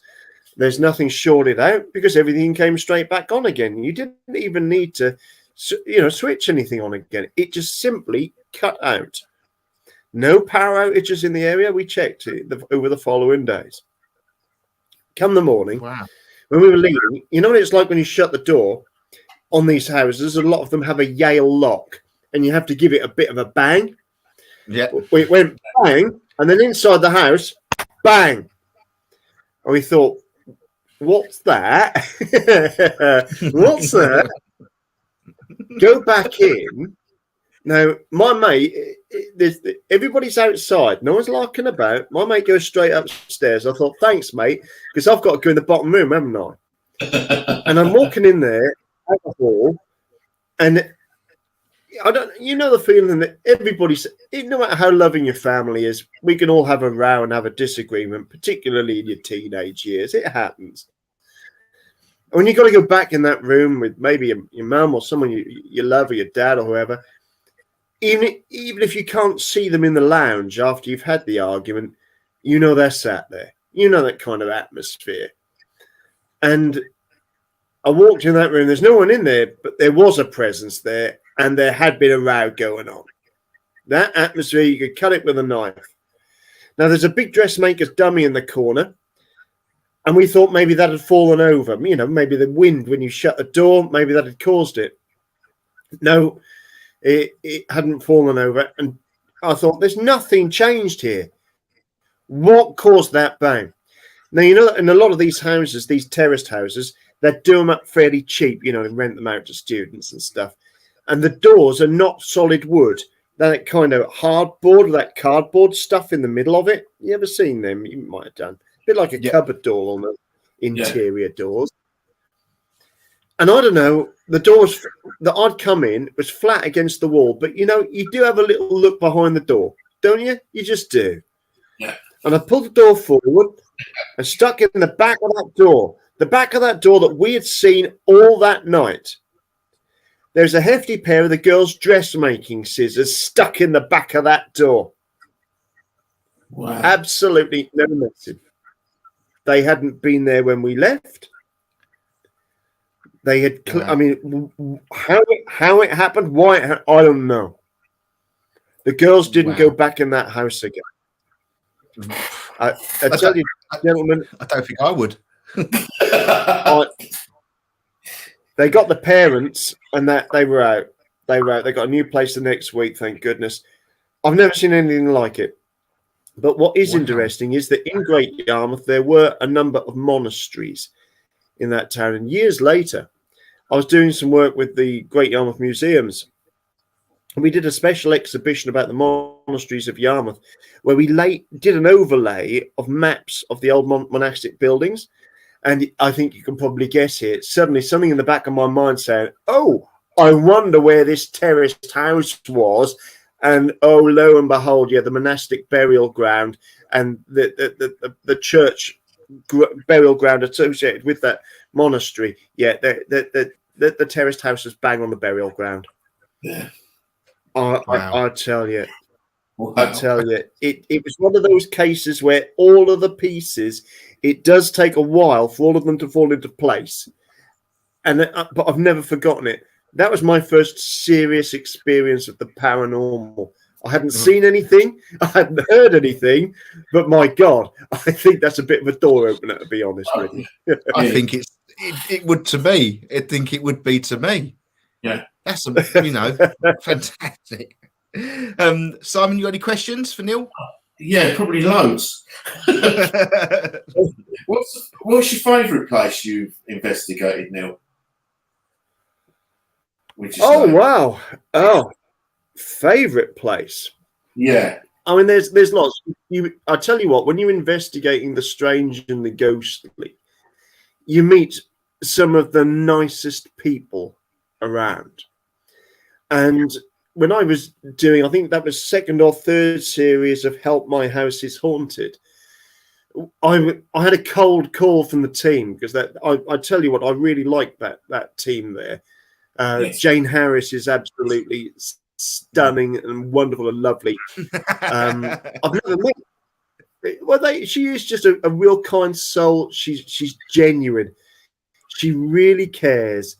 But I've never met Barry, and I didn't meet Ian Lawman, and I didn't meet Chris, who was the medium in that series. They do keep us separate. So I just met Jane. It was the first time I ever met her, and it was Des and Trudy Lavender. I didn't even know their name until after the show went out and they came to one of my talks and introduced themselves. And that was one of the strangest things because they live in quite a modern house. It's not, I wouldn't say it's over 100 years old, but where they live, it's built on the site of old cottages. So I met some really lovely people there. But where the old cottages that were on the site are associated with this guy who was he was mentally unstable, and his name was Elijah Snelling. It's in the late 19th century. Remember, this is from a cold investigation.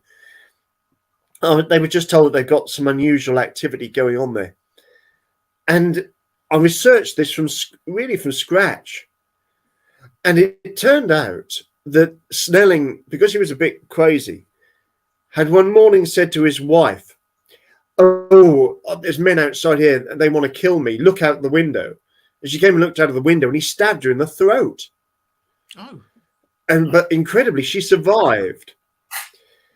But and because of the way the law is, it took several goes of getting into court. She could hardly give evidence because her throat kept filling up with blood.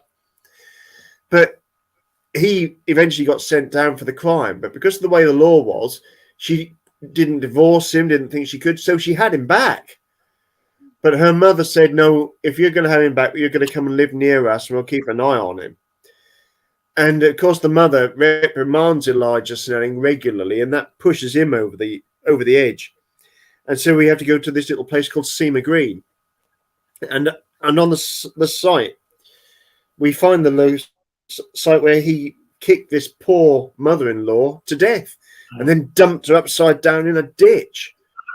And it was a terrible, terrible story. But all that began from this couple living in quite a modern house, complaining of their necks. They couldn't breathe very easily at night and being disturbed by these ghosts. It's the strangest thing. The strangest thing. So, yeah, it's a mixture of paranormal, the serendipity of discoveries. As a little aside, I'd like to share this one with you because I think you'll appreciate this. I can't say too much about location because the show's yet to come up, but for a variety of reasons. But you'll like the story, and it's another TV companies seem to like me because I never fib. I never make square pegs fit round holes, but I like to think I've got a good way after all my years as a historian of researching things out. And they've got an ex-council property down in Kent, and they're having troubles there, and quite serious troubles, where the downstairs kitchen is particularly haunted, and the doors are opening, there's clattering around in there. It's pretty scary stuff. And I research it out. It turns out that it's very likely that this modern house is on the site of an earlier property very near the old railway shunting yard, very near the home, actually, that once stood nearby, of this poor fella who was working in the shunting yard. And they used to, you know, safety wasn't always what it should be. And he'd sat on the buffers. This is in the 1890s. And he'd slipped just as the train was shunting it back and got squashed between these buffers. So it's a ghost of a railway man.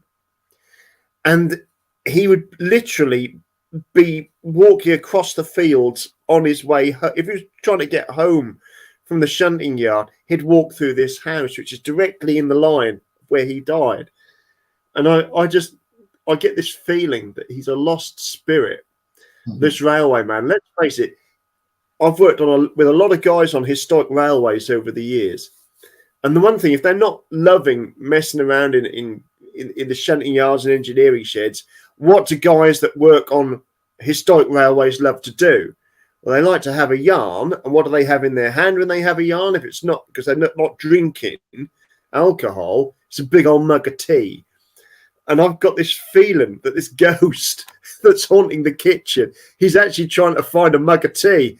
He find all the bits to put it together. And that's why all the cupboards are opening and closing. So maybe it's not quite such a terrifying thing. And that may be that after all these years, he's actually found people that can hear him and sense him and feel him. And I just think this poor rookie just wants to have a cup of tea and go to the next world, you know. Don't we all just want to have a mug of tea and then just sod off, probably? Yeah, or have a decent kip, you know. It is. You know, if you're going to say goodbye, it's going to be a cup of tea and a nice pint or something decent to drink, isn't it? Neil, we've only got about half hour left with you, but we're going to cram in as much as we can. All right. Oh, but our producer Kim, who you was dealing with, getting you on the show and everything like that. Hello, Kim. Kim is online with us, and she has told us to ask you about Highgate Cemetery, and we don't know what for. Why we was told to ask you about Highgate Cemetery. There's a variety. Fascinated with that. There's a variety of reasons to ask about Highgate. Some of it is, I mean, it's really two cemeteries. It's Highgate. One side is they really try and preserve it as a nature area, which has got the lovely Egyptian tombs, which were ransacked by people that claim to be hunting vampires. The Highgate vampire story with Manchester, Britain's only full-time vampire hunter. So I understand that's his sort of byline at the time. I don't know the ins and outs of the story in that respect, but what I would do is take you over to the other side and to walk around the side that's open more to the general public. I mean, that's where Karl Marx is, for goodness sake. You know, that wonderful big bust of him. And it's you can sense the past when you walk around there. It's rather special. You can feel the spirits that are there. But there's a lovely little story that Kim may not know. She'll know about Highgate Vampire, and people will know about that story and my fascination with vampire. But I'll tell you a little story about Highgate. A lot of people don't realise what a lovely man Jeremy Beadle was. Now, most people, if you are of a certain age, you will remember the TV series Game for a Laugh. Yes. Or you'll remember these. He did the original Bundle It Off to Beadle, You've Been Framed. You know, you can remember that when people used to have little hand camcorders and stuff. And these were comedy shows. People associate him as a sort of joker, a comedy, you know, a practical joker guy. Yeah, he was actually a very, very. Yeah, you got it. Watch out, and that's one persona. But Jeremy was also a very, very intelligent man. who had a real and genuine. He did a series before all of that called The Deceivers on BBC, which was all about deception and what's truth and lies in wartime, table rappers, all sorts. It was a bloody good series, particularly because it was a kids' show back in the day. But he loved crime talks. He would compare the original Jack the Ripper conferences, some of those. And when I wrote one of my first books on Jack the Ripper, I was invited along to a special night with the wonderful Stuart P. Evans and Donald Rumbelow, legends in the Ripper world who have become good friends. And they said, come along, we've got our new book launch. Come and join us and come and meet Jeremy. He's going to be there. And this is how generous Jeremy Beadle is, because I thought he's a nice guy. I look forward to meeting him. But he actually came over to see me. I said, oh, you're Neil Storey. I love your book. Now, he didn't have to, but that's a nice icebreaker as far as I'm concerned. And he was a really nice guy. A lot of people don't realise that Jeremy Beadle is buried in Highgate. I didn't know that when we went on a visit. It was actually part of a Jack the Ripper conference. We had a visit round there, had a guided tour. And we were standing and we were listening to one of the descriptions of Rafe Richardson, actually, he's not far from the parents of Rod Stewart as well. And I felt this tap, and I kid you not, because I know when people are larking, I felt a tap on my shoulder. It was a double tap. And I looked around and there was no one there. And I was looking at Jeremy Beadle's grave. Wow. And he's not part of the historic tour. He's one of many stars and characters who are in there. You know, they can't include them all. But at that point, there he was. And those of us from the Ripper conference that were there went and paid our tribute. And I told a little story of how I met him. But I didn't mention that I'd just been tapped on the shoulder. And that it... I don't know whether it was or wasn't or some. I don't think it was larking about, but I think that's very much, very, very much Jeremy Beadle. Yeah, I would. It feels all. 100%. Yeah, definitely. So with me and Simon and another team member Henry have been to Highgate, Neil, and we never got to the other side where Karl Marx was. We only managed the day that we spent there was all around. The tomb, the Egyptian tomb where the ransack was and everything like that. Lovely. So and we was, I don't know, have you been inside the tomb where they take you in for sort of a secret tour, Neil, at all? No, I haven't. No, do tell me more about that. Well, we on the tour that we booked a tour and they took us into this sort of like it was locked, catacomb, so to speak, and there was just wonderful. It felt wonderful when I first got in there, but when you start looking at like all the broken in concrete tombs, and then you look a little bit closer, and there's still the coffin inside the tomb that you could just put your hand in and touch, still left there. It gives you the real EBGBs. It really did send goose pimples down my back. And you just think, sorry, Neil, I interrupted then. Well, I agree with you. It does. It lingers with you. But what I wanted to say before I forget is about how ghosts or spirits can manifest is not always how we will expect it, particularly if they're more modern ghosts or ghosts that are dear to you. You see, we kind of expect from TV that it's going to be a voice that sounds like this. Well, I don't know many people that talk like that, to be honest with you. What I do know are that people like Jeremy had a sense of humour, and wherever he may be, God bless him, he still got it. As did my friend Andrew Selwyn Crome. And I've just been to this Festival of the Unexplained at Bosworth. It was brilliant. Well done to Karen and all the team that put it all together. Maria Schmidt of Mysterious Adventures Tours that kind of sponsored me to be there. She also We also had the wonderful Patti Negri, all the way from the USA, incredible spiritualist medium, psychic, incredible lady. And we had a big group seance there. And Andrew was a very dear friend.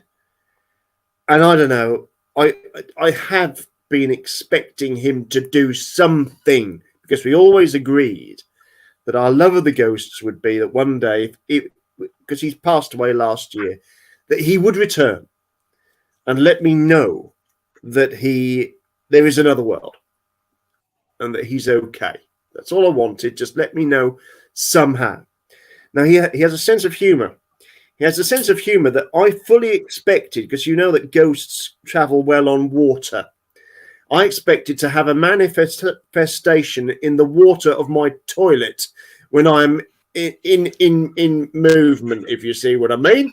And because we used to have a wicked sense of humor. We loved South Park, and we used to do the Mr. Hanky had a hole, and oh god, I thought, yeah, that would be it. I'm on the pot, and away we go. It's Andrew. Hello, mate. Okay, that's enough of that one. But knowing Andrew's luck, he would actually get stuck in my toilet water, which would mean I'd have the only haunted toilet in the world. Zach Bagan's Ghost Adventures, the whole lot coming to investigate my toilet, help my house is haunted. A stage around my bog, all because my twit buddy can't get out my bleeding toilet water. Anyway, so I love that man. I loved Andrew like a brother, so I said to Patty, and the guests had their say, and it's getting towards the end of the seance. She said, "I haven't got long." I said, "Patty, please, we've got a great guy, a ghost hunter down. Can you reach my friend Andrew?" And she reached him. She reached him. I felt his presence. And maybe people will say, "Oh, well, she's just being kind and linking you up with saying a few things that would, be common to most ghost hunters." But then there were one or two things that, that's just the way he was. And then all of a sudden, her voice changed a bit, and it sounded like she'd got a message, and it came pelting through her. And she said two words: "Wet Willy." Now, for those who are in America, they don't necessarily know what a wet willy is. I'm going to clear it up right now. If you live in Britain and you put a trick on somebody, you lick your finger when they're really concentrating on something, and you put a wet willy in your luggo. And it makes you, it's funny. And I thought of all the things that my mate, if I was concentrating, we were on a ghost hunt, he wouldn't want to make you jump right up or anything like that, but he might just give you a wet willy. It would make in your lug, and he would make you laugh, and that kind of nailed it for me. Ladies and gentlemen, of all the things I've seen all these years, for an internationally respected medium to have my mate come through and say, "Wet Willy," ladies and gentlemen, thanks to that, there is another world beyond. But you wouldn't want it any other way, would you, Neil? If you're being honest, you wouldn't want it any other way. I would, and I tell you what, I don't think saying anything else would have been quite as convincing. It really wouldn't. It wouldn't have struck me so. And that's what the best thing is about it. It is because it struck me that's his humour. How would he reach me? How would he? Because he's free now. He's up there. He could say 100 things that you could probably guess. You could imagine. But to say if you could just capture a friendship, a laughter, the jokes that we used to play, the good times. How the hell do you capture that when you just want to get a message to your mate? Yeah. And so, yeah, it was kind of magic. And I know that there's lots of folks out there. I'm not unique, you know. We've all lost special people in the ghost hunting community. You know, there's been a lot of ghost hunting for a lot of years, and I just know that those ghost hunters, they're still out there, and they're with us, protecting us and looking after us while we are on our own adventures in the paranormal. I know that now. It's a wonderful. And they will also, if they can, give you little tricks along the way too. So watch out for them. You might just get a wet ear. I've got my earphones on. I'm protected for tonight. I'm protected for the night, so I'm all right for tonight. Neil, we've got just a couple of questions in the chat, and I'm going to go back on this one because, as you can see it, this is Kim. Has Neil ever been to Edge Hill? What does he think of the battle in the sky phenomena? Oh, that's great. Thanks, Kim. You're absolutely right. There are a number of instances. Battle of Edge Hill, English Civil War. A bloody battle, a dramatic battle, a significant battle in the English Civil War. And it was said shortly after the battle and every year on regular anniversaries, the battle would manifest above the field of Edge Hill.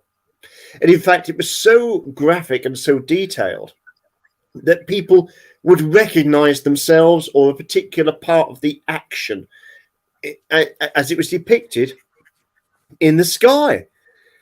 How on earth that replay works, I don't know. But it's not the only play. I believe there's Tannenberg in Europe as well, which was a more modern battle. You'll see it there. And if you also think about more modern manifestations of ghostly fights, if you think about 1914, of course, people will have heard of the Angel of Mons, but there were also instances of St. George being seen in the sky fighting with our troops. Of course, a lot of people don't realize as well that the Germans on their belt buckles had the words Gott mit uns, God with us. They also had their Angel of Mons looking after the Germans on their side. Mind you, we also had the Bowmen of Agincourt firing their spectral arrows. So no wonder we won the day eventually. Took a few years, but yeah, the spirit of Agincourt, the spirit of these ghosts. What is it? Well, I think it's probably a replay of some sort or another. If you think of the stone tape theory. Sorry, Neil. Do you remember that, Russ? Where were we? In Wales, on the border somewhere, wasn't it? And we were up on the hill. Oh, I was Oswestry or somewhere. Yes, yeah. Yeah, do you remember that? And we saw the lights in the sky. That was very weird that night, actually. There are some really weird stuff around hills. You've got to be a little bit careful. I believe out on the continent, there's the Bocken Mountain that's particularly famous for this huge monster that appears that some believe is actually, it's due to the cloud formations and the particular way the sun works around it. It will project a huge shadow of you on the clouds around. So you will actually be the Bocken Mountain beast. Stone tape theory, I see a question there. What is it? Well, if we're really honest, it's often quoted as a fact. It began back in the 1970s as an idea that if for example, there's a dramatic event, a murder, a vicious attack that results in a death, or somebody lays ill in a bed for a long, long while, there could be an impression of them, their pain, their suffering, their terror left on the walls. And so if the atmosphere is right and the sensitivity of the person coming into that room is right, they will see or sense or even smell. And I think we mustn't, it's no joke, the smells that can be paranormal, things like tobacco smoke, lavender, things that would be known in old, or a fireplace grate that hasn't been used and cleaned for many, many years can still smell the fire within it. It all can be a paranormal manifestation. It's a kind of a recording. So it might be in the sky above Edge Hill. It's a recording, a replay. It's a paranormal event that you wouldn't be able to interact with that ghost because it's just a replay. It's also the argument for why some ghosts appear to walk through walls. This is because if in the ghost's lifetime the doorway hasn't been bricked up, they will still walk through that gap, or Roman legionnaires will appear to be wading through the ground halfway up, or you'll just see the top of their heads, but in fact they're walking on the ground that they would have known in some form of replay. Like a residual energy, I'd always call that sort of residual energy sort of theory. Very hard to communicate, won't communicate. It's just like watching, say, a video replay. So I get the stone tape theory there. I think we've been to many locations where stone tape theory does play, the residual energy does play a massive part of that. And I do think it does have a strong meaning within the paranormal field as well. Yeah, I really do. I think you're right, and I think if we are sensitive enough to see it, it is a privilege to see it, and it might well be that why ghosts, in many cases, seem to fade over many years. Because if you think about it, if you put a stain or something happens on a stone, and people keep walking over it all these years later, ghosts or the stain it wears away, ghosts gradually fade away as well. So what was once a solid looking person becomes white and more transparent until maybe they're little more than a poltergeist. And I think that's, it's a great way of, I think we have to be very aware of that as well. Yeah, I really do. Yes. Massively. I think Neil, we've only got a couple of minutes left, so is what I sort of want to hand over to you is this is going to be your couple of minutes to plug whatever you want, Neil. Yeah. If you've got any new books coming out, books you want to sell, you got tickets you want to sell, anything, you go for it.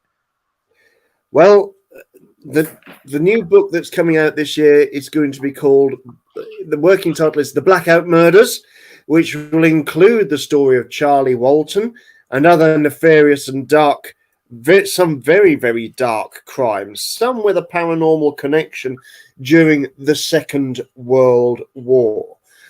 So there's some pretty dark stuff, and it shines new light on some of our darkest hours. Later on this year, I shall be completing my new biography of Bram Stoker as well.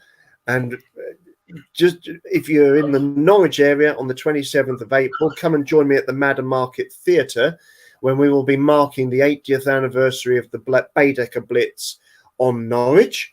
And Lord knows what can happen on a night. The Madam Market is a haunted theatre. It's an 80th anniversary. It's a poignant night. The Baedeker Blitz, the night the city of Norwich burned in a theatre that existed at the time of that fire. So there's all sorts of triggers. Lord knows what you will feel or see then. It would be lovely to see any folks along there. But above all, just keep safe, ladies and gentlemen. Don't lose faith in the paranormal. It's out there. It does exist.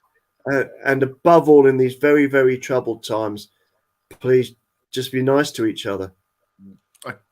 What a great way to end, to be fair. And I couldn't put that any nicer. Just be nice to each other. It's all we've got to be. Yeah. In this horrid world that we live in at this present time, be nice. There's only a minority that are being horrible. The majority of this world is peace-loving, kind people, and the acts of kindness, random acts of kindness on a world scale, on a local scale. Don't ever lose sight of those. And as long as we keep all of that kindness and love in our hearts, then I think that good will prevail. And that sounds like a fairy tale, but come on, if you don't try, then we ain't going to get there. Keep it in your heart. Agree more. I really couldn't agree more on that one. Right.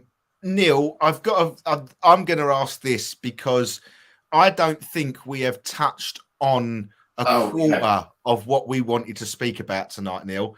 So please, I want to talk about Bram Stoker. I want to talk about Jack the Ripper. I've just got your book. Yeah. Absolutely fantastic because it goes day by day. I've only started reading it today, but absolutely fantastic. Like Grim Almanac of Essex. It's absolutely brilliant. Absolutely brilliant. Day by day. So fantastic. So I've been reading that. So I'd love to talk to you about that when I've read through it. So let's catch up when we can. And I would like that very, very much, gentlemen. It's always a pleasure to be on the show. I love a bit of contact with Essex because it's what I've got a lot of happy memories of some good times in Colchester with some great friends there. So yeah, it'd be lovely to see you again. When you got the chance, throw me some dates. And if the listeners and you can put up with me again, it would be a pleasure. Neil, it has been our pleasure all night long because, to be fair, I was the worst probably host tonight because I got lost in conversation with you so much. And I'm like, I'm listening. And I kept forgetting to look at the timestamp on the broadcast and everything. It's like I was deep within thought with your stories, Neil. It was fantastic. Yeah, it's brilliant. I think our listeners were, we had so many people that were agreeing with you, sort of like, so true, Neil. Everything you were sort of saying. A lot of people were saying amazing stories, great stories. So, stories, whatever you choose to call them, but I always feel them sort of, that your stories come a lot deeper than probably when I've had people on in the past. They come from the heart and you can feel that. Yes. That was the most important part. And that's where, when I have the guests on, if I get lost in conversation, and when I say listening, that means I shouldn't be doing this job because I love it too much. Let's see if we can hunt Jack the Ripper, and we'll look at the connections with dear Bram Stoker next time, because there are Drac and Jack, ladies and gentlemen. And yeah, we can do that with pleasure. Let's get that, and Kim, let's get the dates in the book, and let's get this happening. All right, because that sounds amazing.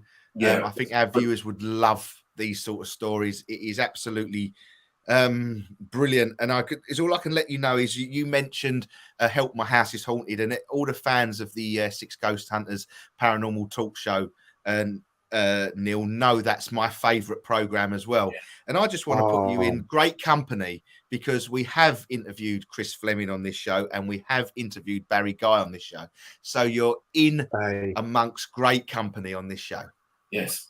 That's wonderful. You must interview the wonderful Jane Harris. She's a busy lady, but my goodness, what a kind soul she is. So reach out to Russ and Si, and let's hear that. It's a funny thing, and here is a funny thing. Before we go, when we're researching the paranormal and you communicate, you'll often hear male voices. And I think sometimes as men, we've got to take a little bit of a step back and let the quieter voices of the spirits speak, because people often forget that the women's voices from the past, women were often silent because it was a very different society at that time. So let the women's voices speak soon. I mean, my goodness, the women's voices are stronger now, stronger than ever. We love that. But we were really feeling that at Bosworth Hall at the Ghost Hunt. We had she was such a softly spoken voice coming through one of the, it's a special device that goes through various frequencies. And the men's voices kept coming through, then old-fashioned music. It sounded like gramophone music, not the sort of stuff you get on a regular radio. That was crazy. But we think it was an echo of one of the gramophones that used to be played in the hospital wards in the house. Wow. And we think the person playing that was a nurse who, her voice was soft, it was gentle, but she was living in what was a very male world at that time. And she couldn't, and just as we thought, because you had quite a powerful group of women in the group, it was very powerful, it was the synergy was all there. And then the group had to rotate round, and oh goodness, it was like the cloud lifted and it never came back. So let's hear those voices of the women ghost hunters. Let's hear the voices of the women paranormal. And if she's got time, get our Jane on the show, or other some of the wonderful female paranormal researchers out there. Let's hear their voices too. Yes, couldn't agree more. Couldn't agree more, Neil. Definitely. So, guys, Neil, once again, thank you ever so much. It's been an absolute pleasure. Kim is going to be in touch with you, Neil, to get some more dates put in the diary for the Jack the Ripper and this Bram Stoker night. And then we'll try to keep to task on that one. But it won't because it goes rabbit holes. But I honestly thank you ever so much, Neil, for joining us tonight. The guests, you have been amazing guests for us. So let's get you back on. I just want to say thank you to all our wonderful, wonderful viewers on Facebook and YouTube as a simulcast tonight for the first time. And I want to say a massive thank you to everybody that has joined us on Pulse Talk Radio tonight as well. I am over time. I'm going to get told off, but hey ho, what a night to be over time with the great, fantastic Neil. So I'm just going to take care, Neil. Thank you ever so much, and thanks, see you Neil. soon. Thank you very much. Thank you, everybody. Take care. Bye bye now. Bye. Bye, Neil. Thank you. So take care now, matey. Thank you ever so much for everybody that has joined us on Pulse Talk Radio tonight. Please, obviously, follow all the shows on Pulse Talk. Today, I have spent all day on Pulse Talk on my Zoom calls, helping out new presenters that are coming our way to Pulse Talk Radio with different views and different therapies and different ways of working. So on Pulse Talk over the next few weeks, you're going to see some new shows coming on. So please follow them. Once I've got all the names to the shows and we've got the dates set in for these new broadcasters that are coming on to us, we'll start plugging them away because I've been speaking to them today. A lovely lady that is coming on, and a guest that we've spoken to before is also joining the show, the Pulse Talk family as well. So please, guys, honestly, coming soon, loads more shows. I will be back next Thursday for Journey Through the Unexplained.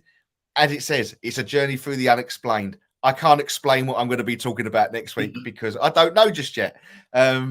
Me and Simon will be back next week. I don't quite know if the guest has been confirmed for next week, but we won't say anything. And just in case the guest hasn't, but if we will be having a guest to talk about, if not, exactly. But honestly, guys, I can't recommend going to sort of look at Neil's books because you've seen this is absolutely fantastic. I'll bring it round tomorrow so you can have a look at it. Brilliant. Fantastic. I'd like to see that. And, the depth of knowledge that he can actually give, I think, if we can try and make something happen from an outside broadcast sort of situation with Neil and in the Norfolk area, how good would that be? Well, not only that, it gives you dates. So if we want to do an investigation, it actually gives you a date that it's happened on. So what could be better? Do you know what I mean? Well, let's see if what Kim can sort of come up with. Maybe, this Norfolk outside broadcast. We'll talk to Neil, see if he knows of locations. Obviously, he needs a good, sturdy connection for the internet and that availability as well. And Neil needs to be available. We need to be available as well. So, maybe there's something that, I know there's a few wonderful locations in Norfolk. And I know there's the RAF Neat's Head location. If we can find a reasonable location that has got all the services that we need, then why not? Let's get this outside broadcast in place. Perhaps Neil might know somewhere. Exactly. He might actually know somewhere. So yeah. So please, obviously, guys, keep your eyes out for that. Well, we're 6 minutes over time. I haven't been kicked off the air yet, but we will go to the end of the show now. Simon, it's been a pleasure once again. Yeah, brilliant. And thank you ever so much that has listened to us tonight. Dan James, just another one, said amazing show. Thanks. So and we'll hopefully see you tomorrow, Dan. David, I don't know why I call you Dan, but it's David. And we'll see you tomorrow. So everybody, take care, stay safe, and we'll see you next week. Good night, everyone. Thank you for everybody that has joined us on the Facebook Live tonight. You have been great, amazing as always. And we'll be back next week at the same time, same place, looking just as good as we are tonight. So take care, everybody. Stay safe. See you soon. Good night, everyone. God bless.